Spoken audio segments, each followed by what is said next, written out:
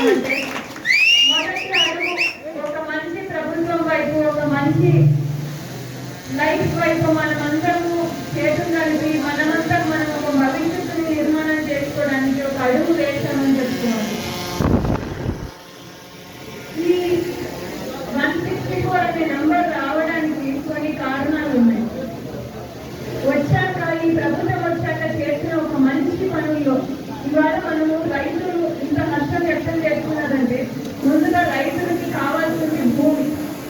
ఆ భూమినే మన భూమి పత్రాలు, ఆస్తి పత్రాలు అన్నిటి మీద కూడా వైసీపీ ప్రభుత్వాల పెద్దల ఫోటోలు వేసుకొని లాగేసుకోవాలి అనుకొని చేసిన ఒక స్కామ్ని మార్చుకొని మనం ఆ ల్యాండ్ టైటిలింగ్ యాక్ట్ని రద్దు చేసుకోగలిగాం. అది ఫస్ట్ మనం చేసే అచీవ్మెంట్ చెప్పుకోవాలి. అందరూ అది మర్చిపోయారు. అది దానివల్ల ఇప్పుడు మనం రైతులందరూ వ్యవసాయం చేసుకుంటున్నామంటే భూమి ఉంటేనే కదండి వ్యవసాయం చేసుకోవడానికి మనం ఉండేది. మొదటి గెలుపు అది అని చెప్పుకోవాలి మనం. ఆ తర్వాత గత ప్రభుత్వం చేసిన ఎన్నో అక్రమాలను అన్ని చూసాం. ఇప్పుడు ఒక మంచి అడుగులు వేస్తున్నాం. అందులో ఎలక్షన్ మేనిఫెస్టోలో టీడీపీ ప్రభుత్వం ఇచ్చిన కొన్ని హామీల గురించి చెప్పాలి. అందులో సూపర్ 6 పథకాల్లో కొన్ని చాలా మంది అనుకున్నారు ఖజానా ఖాళీ ఉంది. వైసీపీ ప్రభుత్వం వాళ్ళు కూడా అంత ఖాళీ చేసి మైనస్ తీసుకొచ్చి మనకి అప్పుడు వారైన రాష్ట్రాన్ని మన చేతిలో పెట్టారు.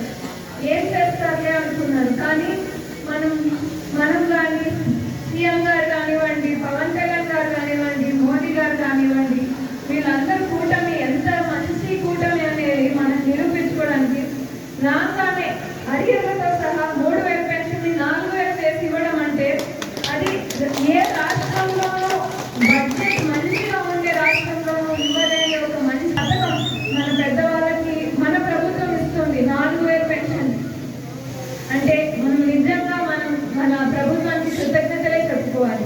20,000 రూపాయలు ఇస్తామని దానిలో మొదటి దశలో మొదటి భాగంగా 7,000 రూపాయలు రాష్ట్ర వ్యాప్తంగా ఉన్న రైతులందరికీ అందజేయడం జరిగిందని చెప్పి సందర్భంగా 46,85,532 మందికి దాదాపు 2,323 కోట్ల రూపాయలను ఇచ్చినారని చెప్పే సందర్భంగా చేస్తున్నాను. మొదటి దశలో అంటే అన్ని దశలు కంప్లీట్ అయితే దాదాపు 7,000 కోట్ల పైసలకు రైతులకే ఇస్తున్నామని చెప్పే సందర్భంగా మీకు గుర్తు చేస్తున్నాను. ఒకటి మనందరం గుర్తుపెట్టుకోవాలి, భారతదేశంలో దాదాపు 65% మంది రైతులు ఉన్నారు. రైతు ఉంటేనే ఈ సమాజం బాగుంటుంది, రైతే ఈ దేశానికి వెన్నెముక అని చెప్పిన ప్రధానమంత్రి ఉన్నారు. కాబట్టి రైతులకు ప్రాధాన్యత ఇవ్వాలని చెప్పి నిర్ణయం తీసుకోవడం జరిగింది. కాబట్టి గతంలో రైతులకు బాగా గౌరవం ఉండేది. ఒక 40-50 సంవత్సరాల కిందట రైతులు బాగా గౌరవించే వాళ్ళు, రైతులు కూడా చాలా ఆనందంగా తృప్తిగా ఉండేవాళ్ళు. గతంలో ఎవరైనా పెళ్లి సంబంధం వస్తే దిబ్బ చూసేవాళ్ళు మొట్టమొదట. ఆ దిబ్బ కానీ పెద్దగా ఉంటే ఈ రైతుకి ఇంత పశువులు ఉంది, ఇన్ని పశువులు ఉన్నాయి అని చెప్పి మా పిల్లలు ఇచ్చిన మా బతుకుంటుందని చెప్పి ఇచ్చేవాళ్ళు. గడ్డివాము చూసేవాళ్ళు.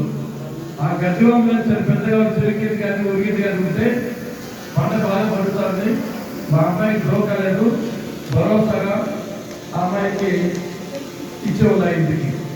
అంటే రైతులకు ఉన్నంత గౌరవం గతంలో ఉద్యోగస్తులు కాదు.